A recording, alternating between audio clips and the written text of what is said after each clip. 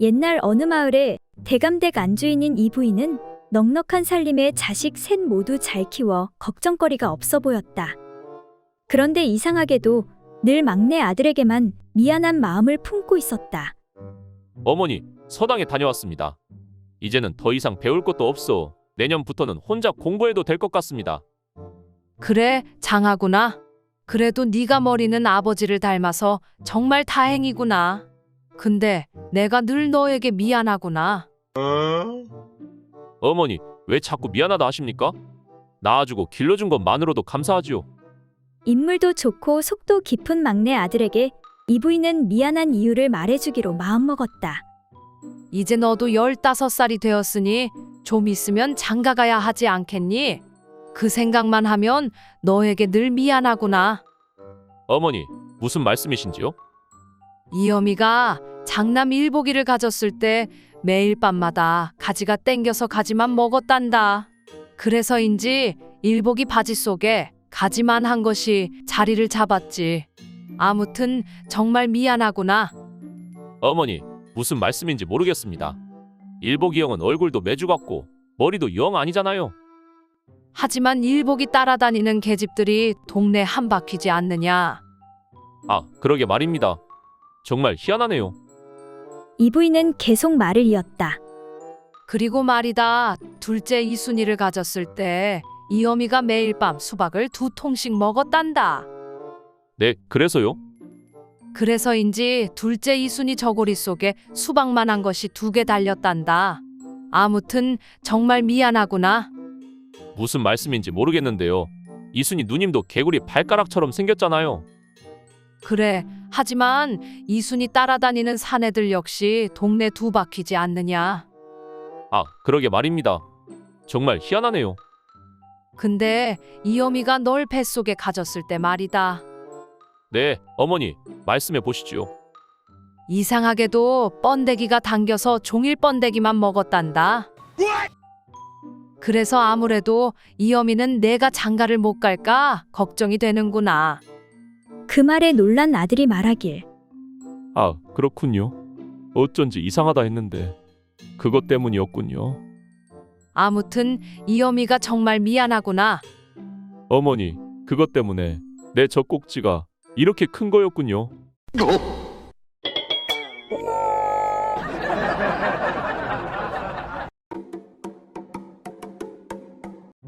옛날 어느 마을에 봉숙이는 오랜만에 저작거리를 돌고 있었다. 그러다 상인 최 노인과 마주치는데 오랜만이요. 잘 지내셨소? 장사는 잘 돼요? 나야 뭐 늘 똑같지. 부인은 잘 지냈는가? 네, 저도 잘 지냈지요. 그런데 좋은 소식이 하나 있지요. 그래, 그게 무엇인가? 3년 만에 아이가 들어섰소. 이보다 더 좋을 수 있겠어? 허허, 축하하네. 드디어 아이가 생겼다니. 그러고 보니 이런 우연이 있나? 우리 집 순이도 어렵게 새끼를 낳았다네. 아이고, 고놈 이뻐라. 한 그릇도 안 나오겠구만. 응, 무엇이라고? 아, 아무것도 아니요. 그런데 순이라면 그 3년 된 게 아니요? 맞네, 맞아. 근데 어떻게 3년 동안 새끼를 한 번도 못 낳았어? 그것이 말이오. 문제가 있었다네. 아, 순이가 새끼 주머니가 안 좋았나 보구려. 아니, 그게 아니라 순놈을 바꾸니까 바로 낳더라고. 알고 보니 도리 녀석이 씨 없는 수박이었더라고. 어머머, 이런 우연이 있나? 응, 뭐라고? 그럼 김서방도? 아니요, 내 말이 그만 잘못 나왔어. 이에 당황한 봉숙이에게 최 노인이 허허, 걱정 마시게. 내 입이 무거우니 비밀로 하겠네. 그런데 말이지. 둘째 필요하면 제발 나 좀 불러주시게.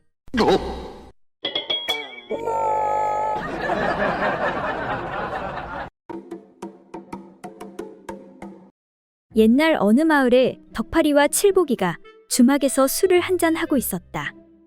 이런저런 이야기를 나누던 중 덕파리가 칠복이에게 말을 건네는데 자네 그거 아는가? 뭐 말이야? 주막주인 과부 순실댁 말이오. 아, 이 여자가 글쎄 그렇게 안 생겼는데 아주 승부욕이 있다더군. 그래서 내기를 하자고 하면 안 빼고 한다더군. 근데 그래서 뭐? 저번에 돌쇠 녀석이 술내기 하자 해서 그날 술내기에서 이겼다더군. 그래서 그날 순실댁 방에 들어가서 밤새 아주 그냥 거시기 했다던데. 그게 진짜야? 그렇다니까. 그럼 말 나온 김에 오늘 우리 한번 도전해봐. 이봐, 순실댁. 그러자 순실댁이 다가오는데 왜 그러요? 술 더 드려? 아니 그게 아니고 술 먹고 그냥 심심해서 그러는데 우리 내기 한번 할까? 자네가 이기면 2냥 주고 내가 이기면 오늘 밤 자네 방에서 밤새 그거 하는 걸로. 줬어. 근데 뭐로 할 거요? 그건 순실댁 자네가 정해보시오. 그렇다면 한마디로 날 화나게 해봐요. 그럼 밤새 하게 해줄게.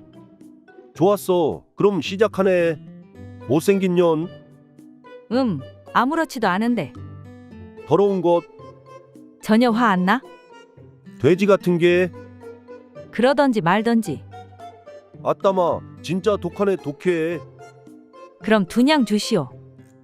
그렇게 2냥을 건네주는데 옆에 있던 칠복이가 그럼 이번엔 내가 해볼까? 그래, 한번 해보시오. 이번에도 뭘로 할지 자네가 정해보소. 한마디로 날 화나게 하면 내가 밤새 하게 해주고 그렇지 못하면 2냥 주는 걸로. 뭐라고? 거참, 한마디로 날 화나게 하면 그럼 내가 밤새 하게 해주고 그렇지 못하면 2냥 주는 걸로. 뭐라고? 아이 참, 한마디로 날 화나게 하면 그럼 내가 밤새 그거 하게 해주고 그렇지 못하면 2냥 주는 걸로. 뭐라고? 거 귓구멍에 족발을 쳐박았나? 한마디로 날 화나게 하면 그럼 내가 밤새 그거 하게 해주고 그렇지 못하면 2냥이라고. 뭐라고? 아, 이런, 내가 전내줬어. 내가 이겼지. 그럼 오늘 밤에 잘 부탁하네. 아잉 몰라. 미천 단단히 가지고 와. 아니 뭐야? 돈 주고 하는 거였어? 하니 순실댁이 어이없다는 듯 뭐야? 밤새도록 노름하려면 미천이 있어야 할 것 아니야? 사실 순실댁이 승부욕이 강한 이유는 바로 노름에 환장했기 때문이라고 한다.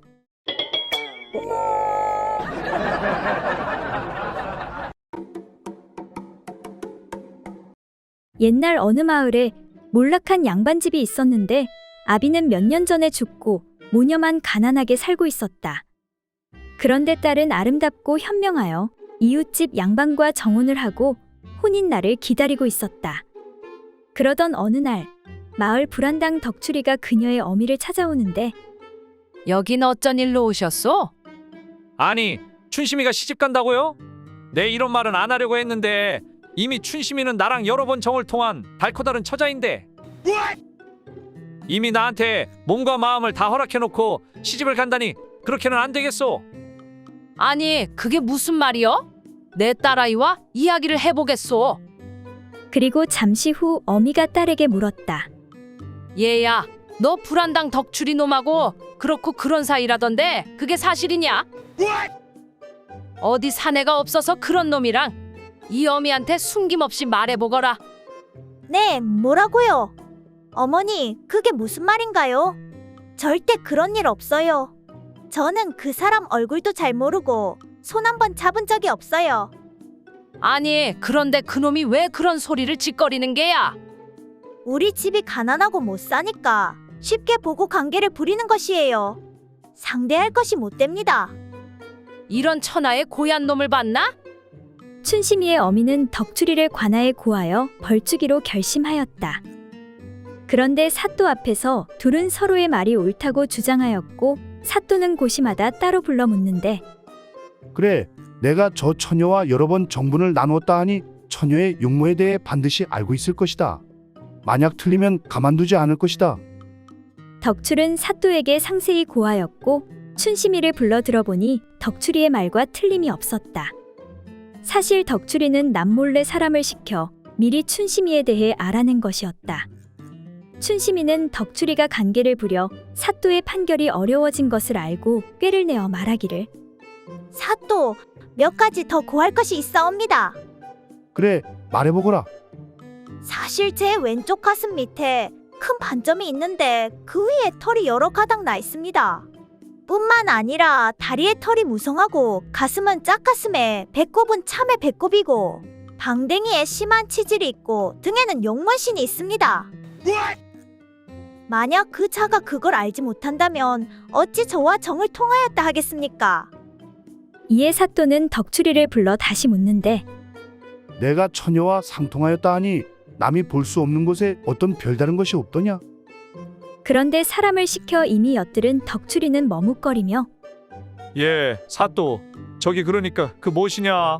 제가 사람을 잘못 본 것 같습니다. 뭐라? 너 지금 뭐라는 것이냐?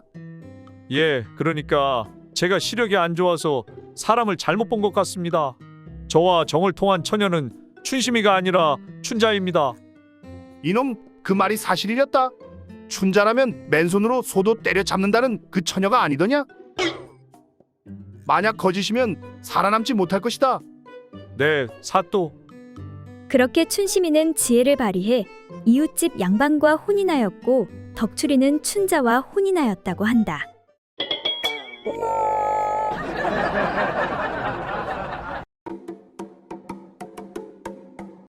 옛날 어느 마을에 사는 춘식이와 갑수는 주막에서 한가히 낮술 한 잔을 하고 있었다.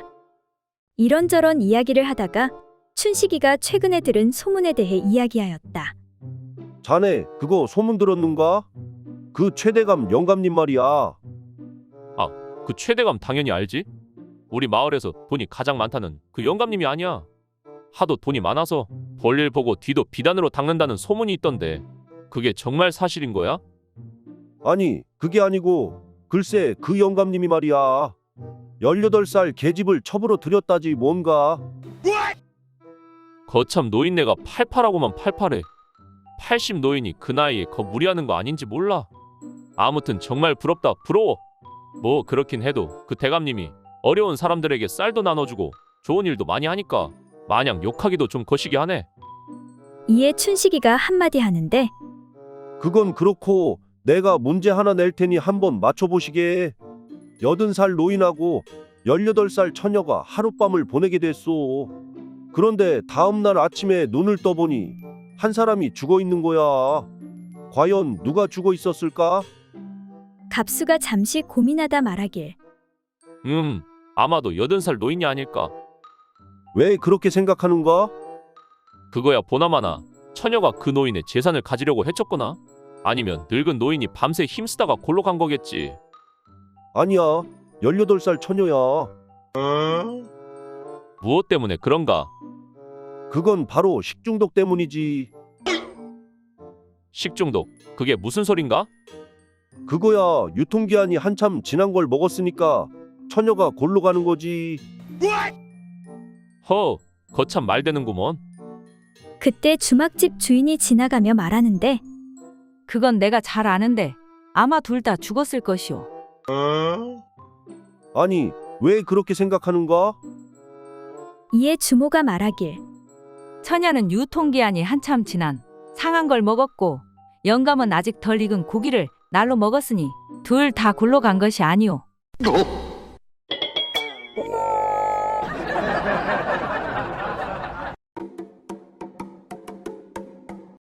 옛날 어느 고을에 대사원이라는 높은 벼슬을 맡고 있는 어떤 한재상이 있었다. 그는 대사원이 된 뒤부터 미신을 엄격히 금하는 법을 세웠다.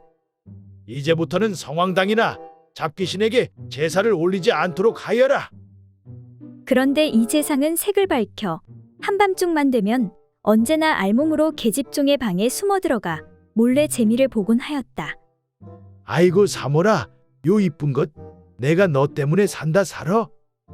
하지만 부인에게 들킬까 두려워해 언제나 조심조심하여 걸음을 제대로 걷지 못하고 마루에서 비틀대곤 하였다.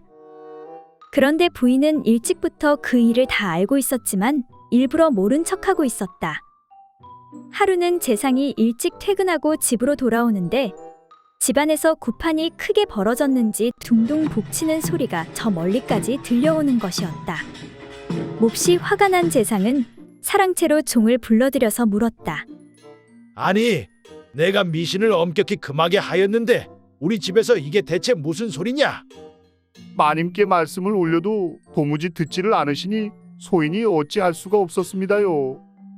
이에 더욱 화가 난 재상이 직접 가서 따졌다. 이보시오 부인, 내가 지금 미신을 엄금하라고 시키고 있는 마당에 우리 집에서 먼저 법을 어기기 시작하면 나라의 법이 어찌 지켜지겠소? 그러자 부인이 말하기를 그건 다 이유가 있습니다. 글쎄 3월 년이 밤마다 소리를 치길래 내 알아보니 요 근래 들어 노망난 벌거벗은 귀신이 나타나 대청에 숨어들었다가 가끔씩 방으로 들어가 사람을 놀래키기도 하는 등 사태가 매우 심각하여 푸닥거리를 하지 않으면 안 되게 되었소이다. 그래서 하는 수 없이 법을 어겨가면서까지 구판을 벌리게 된 것이니 당신이 이해해 주시구려. 이에 크게 부끄러운 생각이 든 재상은 군말 없이 허락해 주고 말았다.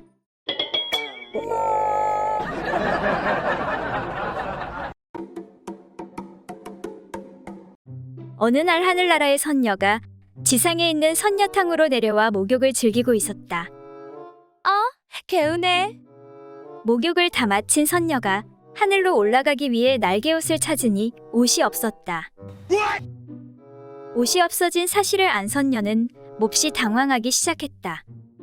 아니, 내 날개옷이 도대체 어디로 간 거지? 그런데 그때 갑자기 펑하며 산신령이 나타났다.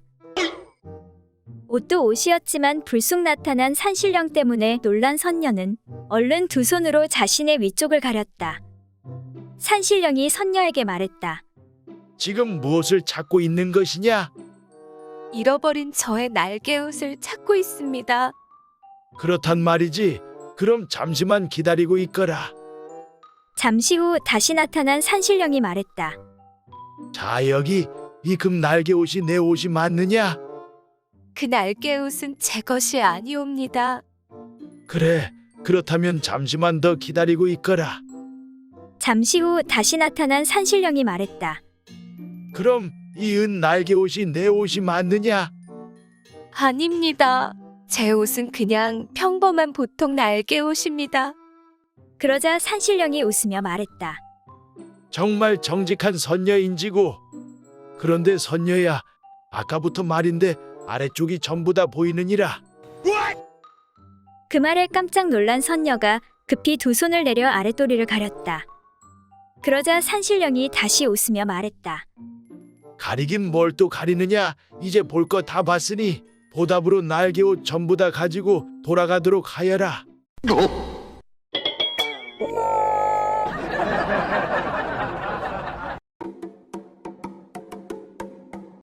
옛날 어느 고을에 조씨 성을 가진 비장이 고을 수령의 명령으로 먼 마을에 중요한 심부름을 가게 되었다. 먼 길 오느라 수고하셨소이다. 오늘 하루 편히 쉬다 돌아가도록 하시구려. 그 고을 수령이 수고한 조비장에게 그날 밤 관기를 들여보내 함께 잠자리를 가질 수 있도록 배려해 주었다. 아리따운 기녀가 방에 들자 조비장이 기녀에게 물었다. 그래, 너의 이름이 무엇이더냐? 기녀는 다소곳이 앉아 비장에게 대답했다. 소녀의 이름은 운심이라 하옵니다. 비장은 기녀의 아름다운 얼굴을 보고는 흡족해하며 말했다. 운심이라, 너의 외모만큼이나 아름다운 이름을 지녔구나. 뜻하지 않게 아름다운 기녀를 곁에 두자 비장은 심기일전하여 그녀와 운후의 즐거움을 나누고자 그녀를 품에 안았다. 그런데 조 비장은 나이가 이미 60이고 먼 길을 오느라 피곤하여 자신의 물건을 세워보려 밤새 안간힘을 써보았지만 전혀 반응이 오지 않았다. 아니, 왜 이놈의 연장이 말을 듣지 않는 것이냐? 하지만 아름다운 기생을 만났으니 어떻게든 한번 해보려고 조비장은 운심의 소중한 곳을 만지며 자신의 물건을 접촉시켜 계속 문지르고 비벼댔다. 비장어른 어서 일을 시작해 주시지요. 저는 참을 수 없사옵니다.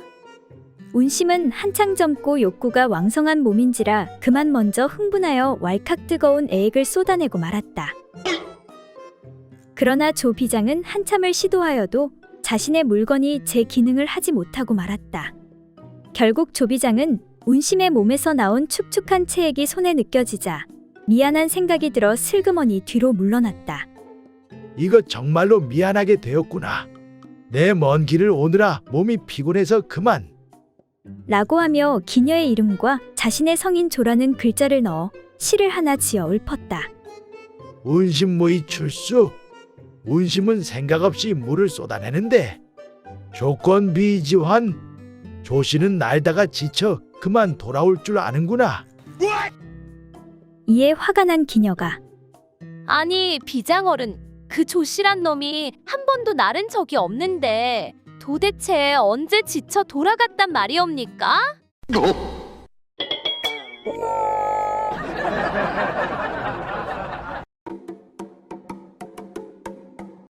옛날 어느 마을에 순자라는 여인이 자식이 생기지 않아 깊은 고민에 빠져 있었다. 그래서 영험하기로 소문난 남근바위에서 100일 동안 하루도 빠지지 않고 비는데 비나이다 비나이다 떡두꺼비 같은 아들 하나만 내려주십시오. 부탁드립니다. 100일째 되던 날 그 정성을 가엾게 여긴 신령이 나타나는데 내 정성이 기특해서 내가 왔노라. 신령님이십니까? 제 서방님이 3대 독자인데 대가 끊길 노릇입니다. 제발 아들 하나 점지해 주십시오. 그래 귀한 대가 끊기면 안 되지. 자 어서 자리에 눕거라. 네? 그게 무슨 말씀이십니까? 하늘을 봐야 별을 따지 않겠느냐. 내 서방은 씨가 없느니라. 그래서 아들을 낳게 내가 도와주마. 내 비록 일이 보여도 매일 산삼무침에 장어만 먹으니 걱정 말거라. 어머머. 그렇게 순자는 떡두꺼비 같은 아들을 낳게 되었다. 한편 이 소식을 들은 자식이 없던 순자의 친구 춘자 역시 100일 동안 남근바위에서 비는데 비나이다 비나이다 떡두꺼비 같은 아들 하나만 내려주십시오. 부탁드립니다. 내 정성이 기특해서 내가 내려왔구나. 신령님이십니까? 아니요, 지나가는 마실 나온 노인이요. 밤 공기가 참 좋네. 신령님 맞구만 뭘. 신령님, 제 서방님이 7대 독자인데 대가 끊길 노릇입니다. 제발 아들 하나만 점지해 주십시오. 뭐라, 7대 독자면 그냥 지나치기 힘든데. 부탁드리옵니다. 그럼 자리에 누울까요? 이에 잠시 주저하던 신령이 입을 여는데 아니다, 그냥 뒤 돌 거라. 절대 뒤 돌아보아서는 안 된다, 알겠느냐? 네, 신령님. 근데 저도 부탁이 하나 있는데요. 그래, 말해보거라. 이왕 하는 김에 비단장수 김서방으로 변신해주면 안 되나요? 그렇게 춘자도 이듬해 아들을 낳고 소방 맞지 않고 행복하게 잘 살았다고 한다.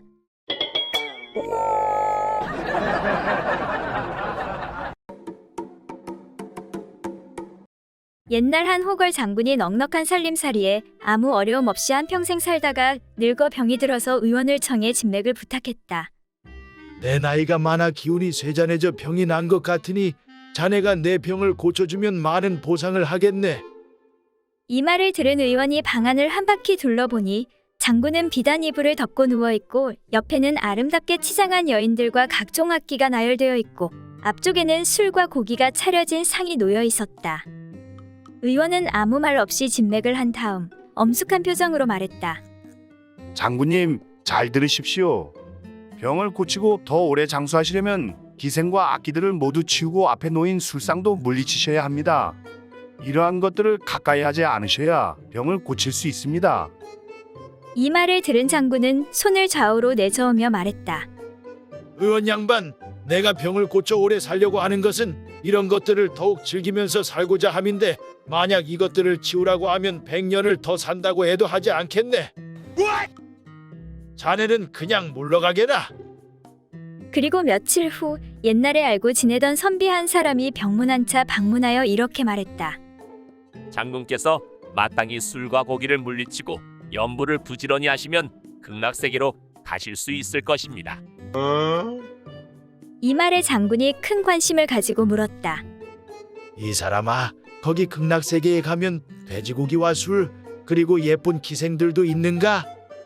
그런 것은 들어보지 못했으나 일을 하지 않아도 안락한 생활을 할 수 있는 곳으로 알고 있습니다. 그 말에 장군은 손을 내저으며 그만두게나. 나는 극락세계가 아니라 그보다 훨씬 더 좋은 곳이라도 그런 것들이 없으면 가지 않겠네.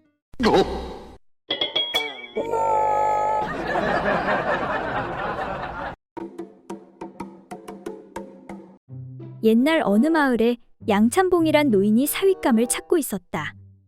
빨리 우리 딸의 사윗감을 찾아야 하는데 걱정이군. 맞아. 성격이 조급한 자가 빨리 출세하는 경우가 많고 느린 자가 빈궁한 사례가 많으니 사위를 고르는 데는 반드시 성미 급한 자를 사위로 취해야겠군. 그렇게 생각하고 사윗감을 찾았으나 일이 뜻대로 되지 않았다. 그러던 어느 날 마침내 그런 사람을 발견하는데 양찬봉이 길을 걸을 때 어떤 총각 한 명이 남의 집 뒷간에 들어가 허리띠 푸는 모습을 우연히 보게 되었다. 그런데 그 총각은 허리띠가 단단히 메어져 있어 쉽게 풀리지 않자 허리춤에서 칼을 꺼내 허리띠를 자르고는 시원하게 일을 보는 것이 아닌가. 그래, 바로 저 사람이야. 성미 급하고 일처리도 빠르잖아. 양찬봉은 뒷간을 돌아서서 나오는 그 총각에게 다가가 손목을 잡고는 그래, 자네 이름은 뭐고 어디에 사는가 그리고 약혼한 사람이 있는가? 저는 아랫마을에 사는 칠봉이인데 아직 결혼을 하지 못했습니다. 총각이 혼인 약속한 사람이 없다고 대답하자 양찬봉은 자기 딸과 혼인하는 게 어떠냐고 제안하니 총각이 이렇게 말했다. 좋습니다. 그럼 오늘 저녁이 좋겠군요. 굳이 다른 날을 기다릴 게 뭐 있겠습니까? 그래, 그럼 그렇게 하세. 양찬봉은 총각의 전격적인 제안에 더욱 마음이 기울어 그러자고 응답했다.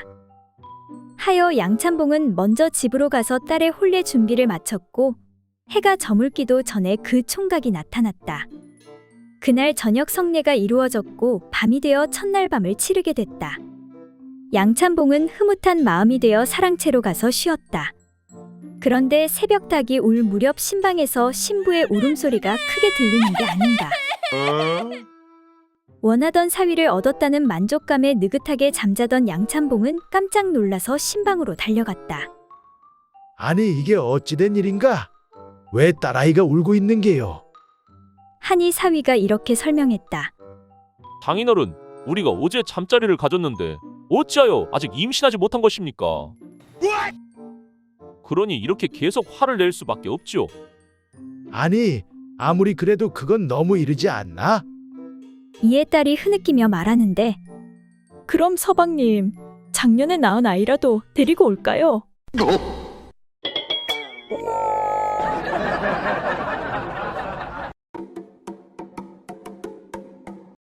옛날 어느 마을에 건망증이 매우 심한 사또가 있었다. 이 사또는 오랫동안 일을 거들은 아랫사람들의 이름은 알고 있었지만 몇 년 안 된 사람의 이름은 기억하지 못하였다. 아니, 저 친구 이름이 뭐였지? 어이 자네, 어이 김가야, 이 사람아. 네, 사또 부르셨습니까? 자네가 김가 아니었나? 왜 대답이 없는 게냐? 예, 소인의 성은 홍가에 이름은 삼식입니다, 사또. 아 그래, 홍삼식이. 자네가 여기서 일한 지가 얼마나 되었지? 한 2년 되었습니다. 그렇구나. 내 다음번에는 꼭 기억하도록 하겠네. 아이고, 갈수록 기억력이 떨어져서 큰일이네. 이에 사또는 매일 이름을 잊어버리는 것이 민망하여 깊이 생각한 끝에 한 가지 계책을 마련하였다. 곧 종이에 홍합을 그려놓고 그것을 보면서 아랫사람의 성씨가 홍씨임을 기억하는 것이었다. 그리고 며칠 후 사또는 친구들을 불러 식사를 하던 중 급히 할 일이 있어 아랫사람을 찾는데 이보거라, 거기 밖에 누구 없느냐? 이리 좀 와보거라. 이때 홍가가 나타나는데 예, 부르셨습니까? 응, 그래. 근데 저 친구 성씨가 뭐였지?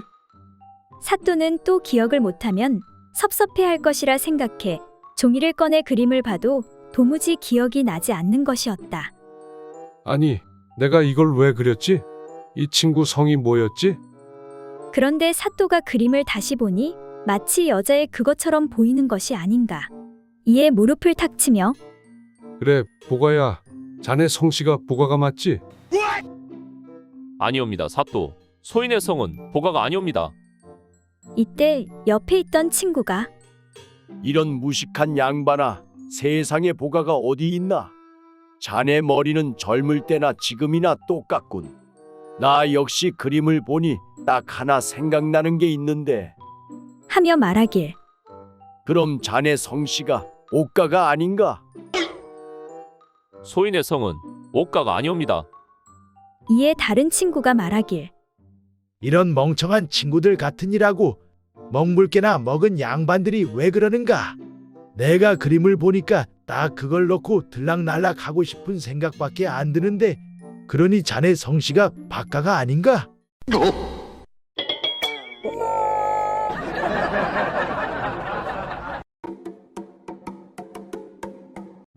옛날 어느 마을에 어떤 부잣집 노인이 딸 셋을 노인은 젊은 시절부터 남의 손가락질을 받아가며 엄청난 돈을 모았다. 돈 모으는 게 뭐가 어렵나? 한번 들어온 돈은 절대 안 쓰면 되는 거지. 그는 나이가 80세가 다 되도록 여전히 인색해 돈을 전혀 쓰지 않았다. 또한 몇십 년을 두고 국 한 번 끓이는 법이 없었으며 밥을 먹을 때도 반찬이라고는 눈을 비비고 봐도 보이는 것이 없었다. 그는 80평생 조그만 접시에 간장을 담아 그것을 숟가락 끝으로 조금씩 찍어서 밥을 먹었다. 그 꼴을 참다 못한 친척이 어느 날 찾아와 한마디 했다. 아니, 아저씨, 앞으로 사시면 얼마나 더 오래 사시겠다고 이렇게 돈 하십니까? 이제 그만 돈에 얽매이지 마시고 반찬도 좀 해서 잡수세요. 제발 돌아가실 때까지만이라도 편하게 좀 사세요. 그러나 자린고비 노인은 고개를 저었다. 사람은 항상 검소하게 살아야 하는 법이야. 자네처럼 먹고 싶은 것, 하고 싶은 것 다 하면 그 모양 그 꼴로 사는 거지. 이에 화가 난 친척이 몇 마디 덧붙였다. 아저씨 참으로 어리석으시네요. 아저씨 아들은 주색에 빠져 재산을 물쓰듯 없애는데 아저씨만 이러고 사시니 진짜 어리석기 그지였군요. 이 말을 들은 노인은 그만 분통이 터져 큰 소리를 쳤다. 뭐라고? 아들 녀석이 그렇게 돈을 낭비한다고? 내 이놈의 자식을 그냥... 좋다. 그렇다면 나도 이제 가만히 있을 수 없지. 이봐라, 밖에 누구 없느냐? 어서 두부 한 모만 가져오너라. 나도 이제 좀 배불리 먹어야겠다.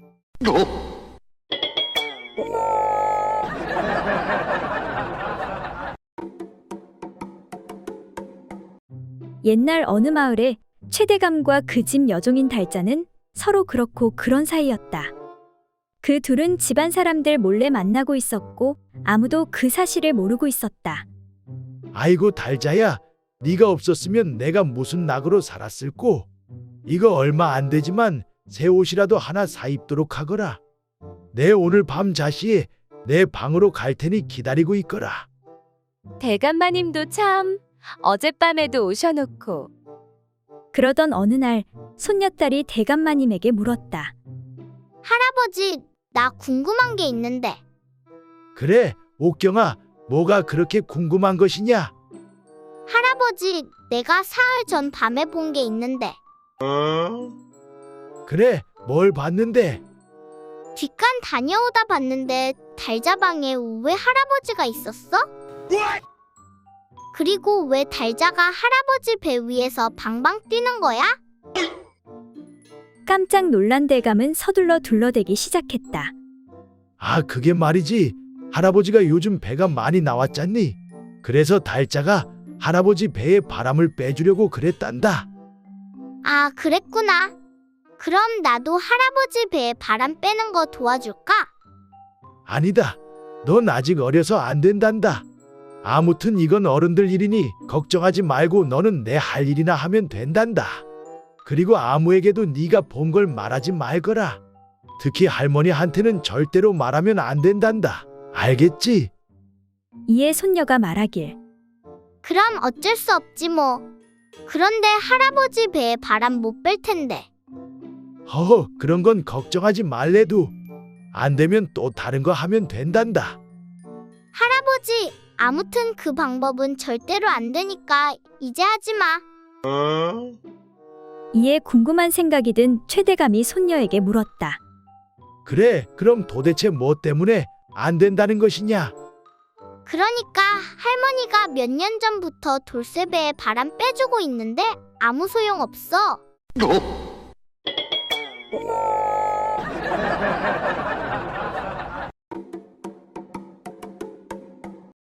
옛날 어느 마을에 사는 호라비 복만이는 소문난 미남이었다.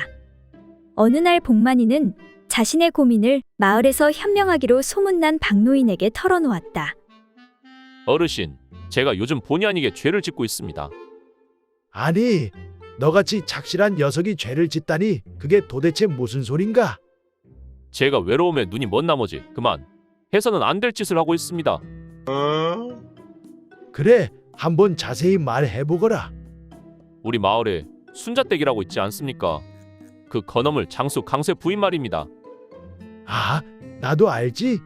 그 나올 때는 나오고 들어갈 때는 들어간 아낙네가 아닌가? 내가 한 10년만 젊었어도 그냥.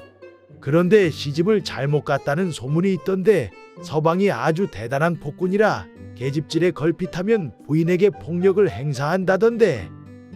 맞습니다, 어르신. 그 순자댁이 어느 날 서방의 술주정에 못 이겨 제 집에 와서는 좀 숨겨달라고 했습니다. 그렇다면 그건 죄가 아니지. 위험에 처한 여인을 구했으니 참 잘한 일이네. 그런데 그 여인이 말하길, 우리 집 사내가 또 날 때렸다오. 너무 분하고 억울해서 당신과 바람이라도 피워야겠어. 당신도 내가 좋다고 하지 않았어. 자, 어서 맘대로 하시구려. 그래서 제 집에 머무르는 동안 하루에 몇 번씩 그 여인의 아픔을 몸으로 위로해 주었습니다. 이런 뭐 그래도 서로 동의했다면야 괜찮다. 물론 좋지 않은 행동이긴 하지만 시작은 선의로 했으니까. 감사합니다, 어르신. 어르신 덕분에 마음이 한결 가벼워졌습니다. 그런데 어르신, 그것보다 더 큰 문제가 있습니다. 그래, 또 말해보거라. 그 순자댁 서방이 얼마 전에 관아에 끌려가서 한 달째 옥살이 중인데 그 여인이 우리 집에 아예 살림을 차려놓고 떠날 생각을 안 합니다. 이제는 대놓고 하루에 3번은 기본이고 6, 7번씩 달려드니 도저히 저로서는 감당이 안 됩니다. 이러다가 제 명에 못 살 것 같은데 어찌하면 좋겠습니까? 이에 잠시 고민하던 박노인이 나한테 좋은 방법이 있긴 한데. 어르신, 그 방법이 무엇입니까? 자네가 잠시 쉴 수 있도록 내가 대신 가서 며칠만 위로해주면 안 되겠나?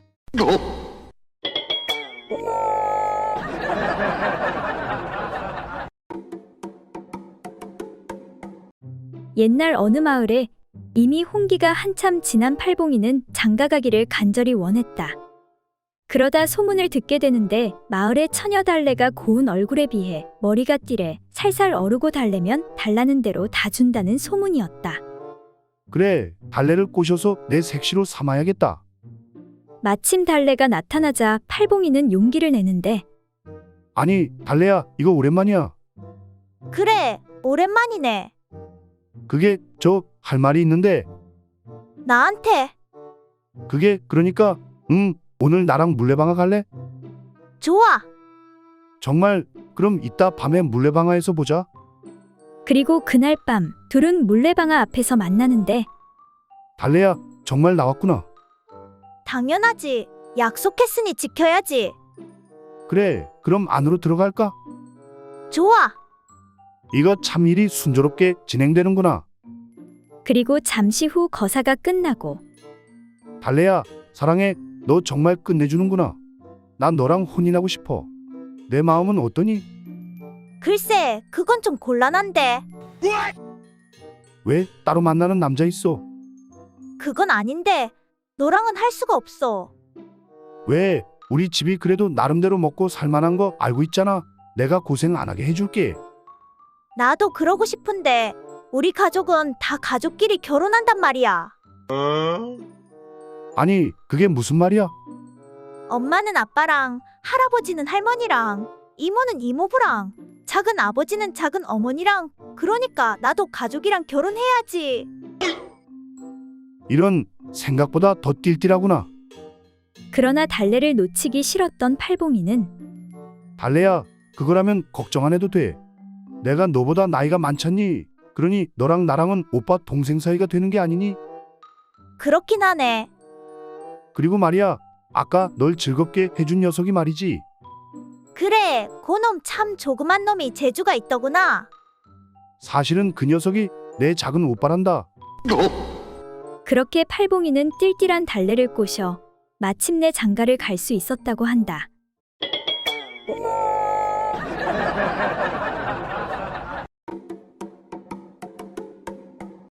옛날 어느 고을에 신임 사또가 부임하고 나서 첫 번째 할 일을 이방이 일러주었다. 사또, 먼저 해야 할 일은 효부 효자 표창이옵니다. 전임 사또가 이미 다 뽑아놓은 일이니 명단에 있는 사람들을 불러들여 몇 마디씩 칭찬의 말을 하고 준비한 상품을 주시면 되는 일이옵니다. 이에 이방이 사람들을 불러 모은 후 명단에 적힌 대로 호명하였다. 효자상 까마꼴 이팔복은 앞으로 나오너라. 이방이 목을 뽑아 길게 소리치자 수더분한 한 남자가 앞으로 나왔다. 이에 이방이 효자의 효행을 사또에게 설명했다. 이번에 효자상을 받을 까마꼴 이팔복은 아침 저녁으로 나락을 손수찌어 기지를 해 언제나 햅쌀밥같이 차진 밥을 그 아버지 밥상에 올리는 효자이옵니다. 이에 사또가 고개를 끄덕이며 그래, 듣던 대로 내가 이 고을에서 가장 효심이 지극한 진정 효자로구나. 사또의 칭찬에 팔복이가 머쓱한 듯 말했다. 효심이 지극하다니 당치 않으십니다. 저는 그저 자식으로서 제 할 도리를 다했을 뿐입니다. 그저 돌아가신 어머님을 대신해서 몇 끼마다 따뜻한 밥을 지어드리고 빨래해드리고 잠자리가 불편하지 않도록 돌봐드렸을 뿐입니다. 사또가 칭찬을 하고 상품으로 나락 한 섬을 내렸다. 그래, 아버지 연세는 어떻게 되는고? 65이옵니다. 어머니는 오래전에 돌아가셨습니다. 그때 아버지 연세는 어떠했는고? 네, 42이었습니다. 그럼 그때부터 아버지는 이날 이때까지 호라비로 계셨느냐? 네, 그러하옵니다. 대답을 들은 사또가 갑자기 일어서더니 벼락 같은 고함을 지르며 아니, 이런 천하의 불효막심한 놈을 봤나? 여봐라, 내린 상품을 모두 거둬들이고 이놈을 형틀에 묶어 볼기를 매우 치렸다. 아이고 나 죽네. 나 죽어. 사또 한 번만 용서해 주십시오. 이 천하의 불효막심한 놈아, 나이 40에 홀로 된 아버지에게 차만 과부라도 하나 보쌈에 들이지는 못할 망정 이날 이때껏 호라비로 늙히다니 내 놈이 그러고도 효자라고 할 수가 있겠느냐? 이에 팔복이가 억울한 듯 말했다. 아이고 사또, 우리 아버지는 나이 30대 나무하다가 도끼질을 잘못해 고자가 되었는걸요.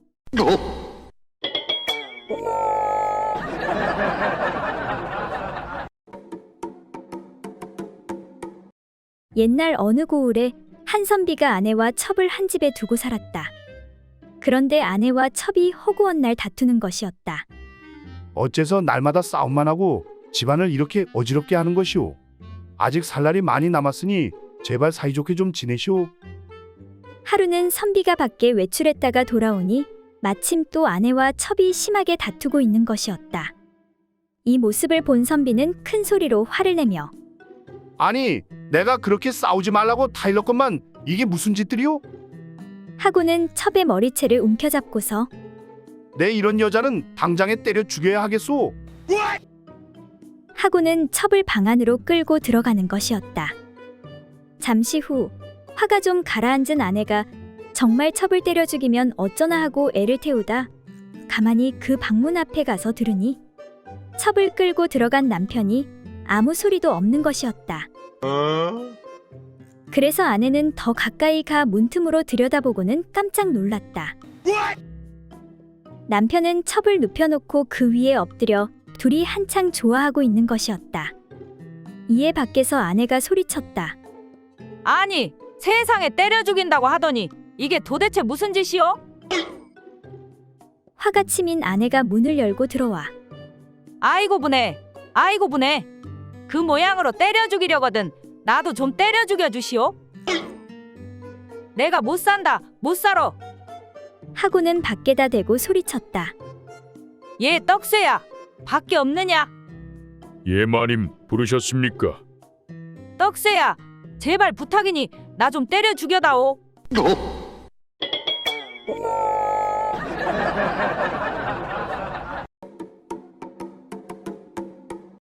옛날 어느 마을에 글줄 꽤나 읽는다는 선비들이 술집에 모여 자리를 하게 되었다. 시간이 흘러 모두 술이 거나하게 취하자 풍류에 대해 논하게 되었다. 한 선비가 먼저 말하길. 우리 어떤 소리가 가장 아름다운지 한번 이야기나 나눠보세. 그래, 그거 좋지. 그런 말이 나온 김에 내가 먼저 하도록 하지. 가장 아름다운 소리란 모름지기, 달빛 고요한 맑은 밤, 밝은 달에 구름 지나가는 바람 소리가 제일 아름답지 아니한가? 이에 다른 선비가 말하길. 그거 참 좋구만. 그렇다면 내가 생각하는 최고의 소리는 단풍 든 가을산 바람 앞에 원숭이 우는 소리가 최고라고 할 수 있지. 그러자 다른 선비가 말하길. 다들 무슨 그런 뜬구름 잡는 소리를 하는가?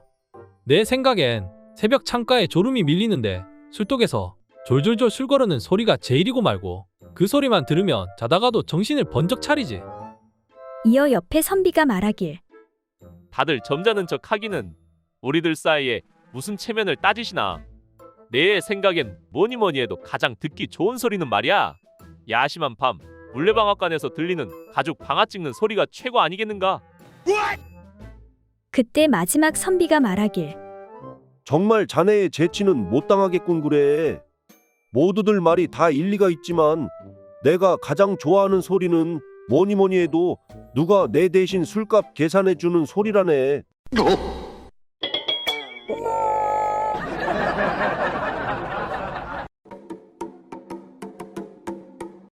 노름이라면 사족을 못 쓰는 한 사내가 있었다. 사내는 만사를 제쳐놓고 노름판을 쫓아다니다 보니 노름꾼의 말로가 다 그렇듯 이 집에 나만 할 물건이 하나도 없었다. 아니 이번에도 꽝이로구먼. 그렇게 해서 급기야는 집문석, 땅문서가 죄다 남의 손으로 넘어갔고 남은 것이라곤 혼인 후 여태껏 건드린 적이 없는 마누라밖에 없었다. 사내는 그날 밤에도 여지없이 노름판에 끼었는데 또다시 탈탈 털리고 말았다. 아니 오늘 일진도 사놨구만. 사내가 일행들을 둘러보며 말했다. 이봐 자네들 혹시 우리 집 마누라를 전당 잡을 수 없겠나? 뭐라고? 자네 마누라를? 응, 내 큰돈을 요구하지는 않겠네. 부탁이야. 그러니 돈 좀 빌려주시게. 그러자 한 친구가 고개를 흔들었다. 에이, 그게 무슨 소린가? 말도 안 되는 소리 하지 말고 그만두시게나. 사내가 다시 부탁했다. 이봐, 남의 심장 무너지는 소리 좀 작작하게나. 절대 손해 볼 일이 아닐세. 이래 봬도 우리 집 마누라는 진짜 수처녀라니까. 친구들이 코웃음을 흘렸다. 허, 자네 지금 그 말을 믿으라는 건가? 시집 온 지 벌써 5달이 넘었는데 어떻게 자네 마누라가 처녀란 말인가? 헛소리 좀 작작하시게나. 그러자 사내는 이렇게 열변을 토하는 것이었다. 정말이야. 자네들 한번 생각해보면 모르겠나? 아무리 내가 혼인을 했다고는 하나 장가든 이후로 하룻밤인들 제대로 집에 들어간 적이 있었나? 단 하룻밤도 집에 들어가 자본 일이 없다네. 그러니 마누라가 당연히 처녀일 수밖에.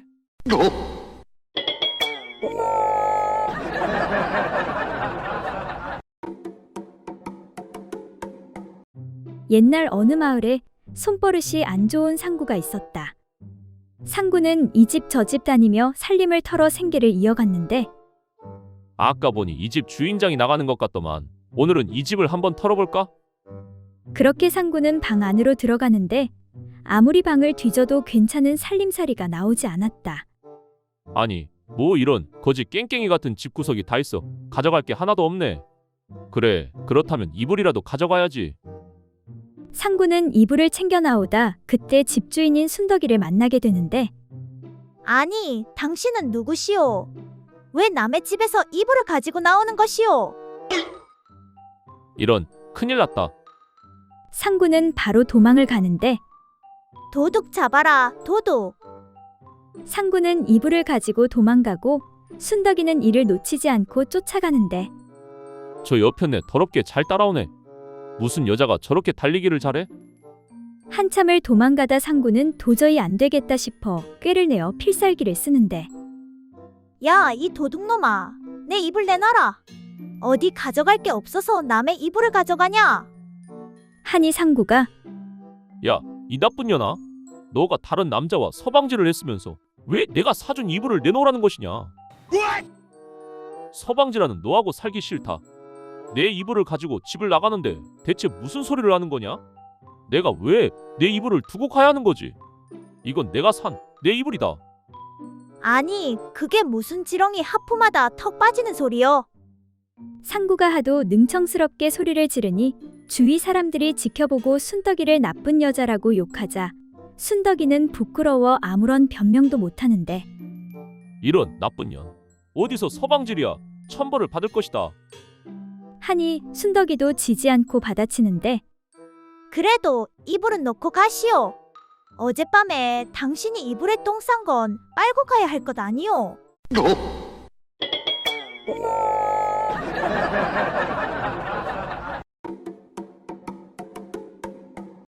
옛날 어느 마을 덕파리와 상칠이가 오랜만에 길에서 마주치게 되었다.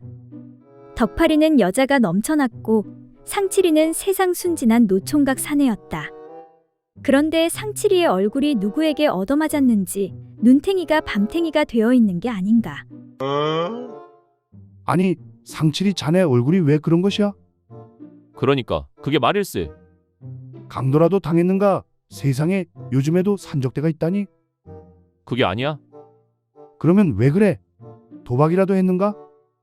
나 그런 거 질색하는 거 알잖아. 아니, 근데 왜 눈탱이가 고등어 등짝처럼 먹음직스럽게 푸르딩딩해진 것이야? 그게 말이지. 나도 도대체 왜 맞은지 모르겠어. 누구한테 맞았는데? 거시기 떡 장사하는 과부 춘자 있잖아. 그 남자 잡아먹게 생긴 과부 말이야. 그래, 맞네 맞아. 자네가 그 여자한테 맞을 일이 뭐가 있는가? 그게 말이오. 길을 가는데 그 여자 치마가 글쎄 똥꼬에 꼈지 않는가. 그래서 다가가서 빼주다가 조금 주물렀지 뭐야. 그랬더니 불같이 화를 내면서 왼쪽 싸다구를 화.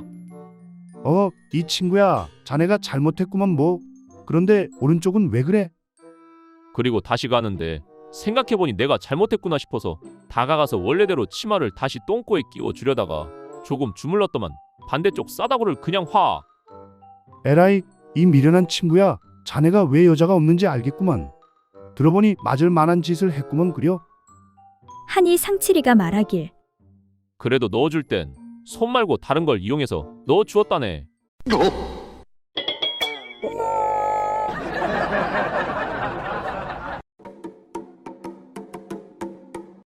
옛날 어느 마을에 30살이 넘도록 여자를 만나보지 못한 한 사내가 어느 의원을 찾아왔다. 어서 오시오.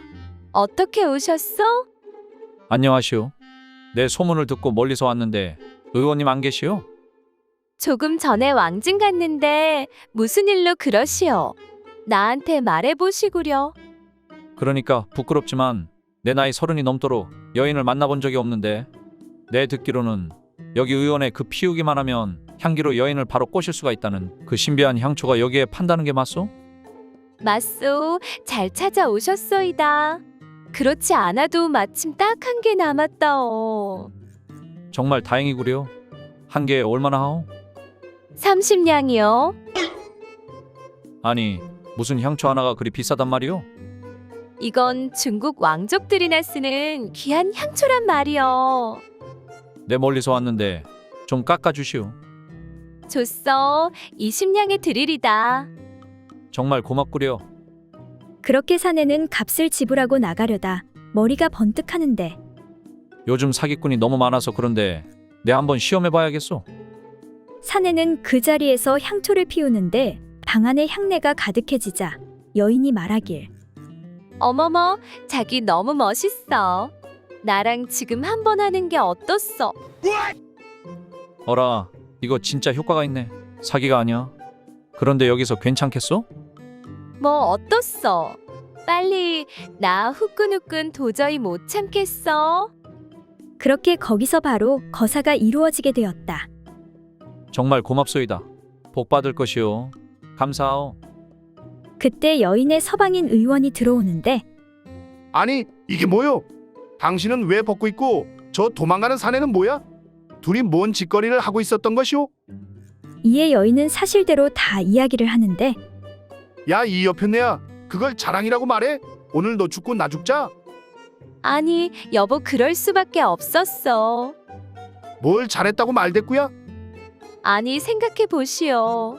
그놈이 여기서 향초를 피울지 누가 알았겠어.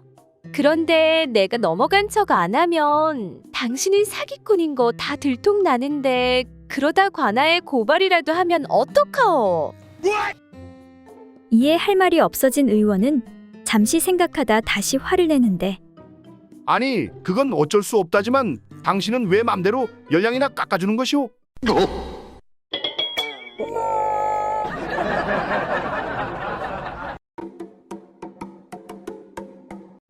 옛날 어느 마을 선비 달봉이의 집에 머슴 3세가 있었는데 자주 꾀를 부리고 일을 열심히 하지 않았다. 하루는 주인 달봉이 3세를 불러 세우는데 3세 이 녀석아, 네, 주인어른. 내 녀석이 요즘 왜 그렇게 게으름 피우는 것이냐? 아, 그것이 아닙니다. 요즘 날도 덥고 먹는 것도 부실해서 기운이 없어서. 핑계대지 말고 밥값은 해야지 이 녀석아. 예, 알겠습니다. 꾸지람을 들은 3세는 혼자 중얼거리는데 그야 주인 양반은 방 안에서 편하게 앉아 글만 읽으니 떼약볕에 나가 일하는 힘든 내 처지를 알기나 하겠소. 지쳐서 조금만 쉬어도 게으름 피운다고 야단을 치니 너무하시네.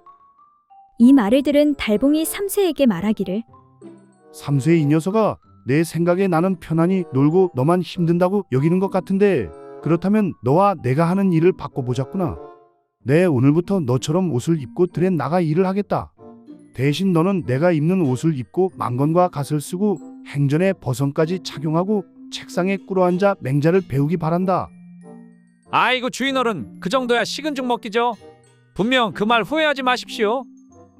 3세는 선비 복장을 한 채 책상에 눌러 앉은 지 얼마 지나지 않아 두통이 나고 다리가 아프며 구역질까지 나서 견딜 수가 없었다.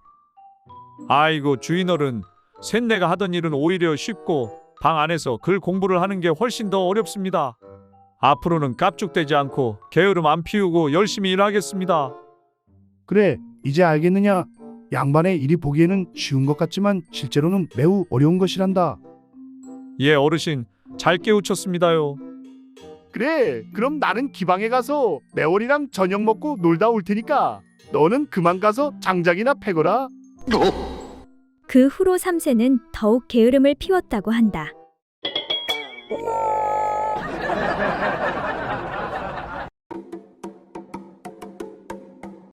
옛날 어떤 의원이 부인과 아들, 딸 두 남매를 낳고 화목하게 살고 있었다. 그런데 어느 날 어떤 집의 아들을 잘못 치료하여 그만 그 집 아들이 죽고 말았다. 그래서 하는 수 없이 그 보상으로 자신의 아들을 내어주고 말았다. 그리고 얼마 후 다시 어떤 집의 여자 아이를 치료하다 약을 잘못 써 아이가 죽고 말아 이번에도 자기 딸을 내어주고 말았다. 이제 의원은 아내와 둘만 남게 되었고 내외는 서글픈 마음을 되씹으며 지내고 있었다. 그러던 어느 날 밤 문을 두드리는 소리가 요란하게 들렸다. 의원님, 우리 집 환자를 제발 좀 고쳐주십시오. 환자는 누구입니까? 저희 아내가 몹시 위급합니다. 그 말을 들은 의원은 자기 아내를 힘없이 바라보며 말했다. 여보, 큰일 났소. 박서방 아내가 위급해 치료를 해야 하는데 어쩌면 좋겠소. 조심해서 치료하면 별 문제 없을 거예요. 그게 뜻대로 잘 안 된단 말이오. 이번에는 틀림없이 당신 차례구려. 그 말을 들은 아내가 말했다. 제 걱정은 하지 마세요. 그래도 박서방이 미남이라 마음이 좀 놓이네요. 의원은 이번에도 역시 치료를 잘못하여 박서방의 부인이 죽게 되었고 아내를 내주고 말았다. 모든 가족을 잃은 의원은 삶의 낙을 잃어버렸다. 가족들과 한번 잘 살아보려고 했는데 이제 모든 것이 소용없게 되었구나. 나는 이제 어떻게 살아야 한단 말인가? 이제 모든 속세의 인연을 끊고 스님이 되어야겠다. 의원은 스님이 되기로 결심했다. 그런데 그때 어떤 한 여자가 찾아왔다. 의원님 계세요? 좀 도와주세요. 저는 이제 의원을 그만두었습니다. 다른 의원을 알아보도록 하시지요. 의원님, 제발 도와주세요. 우리 남편이 위독합니다. 뭐라고요? 집이 어딥니까? 바로 가시지요.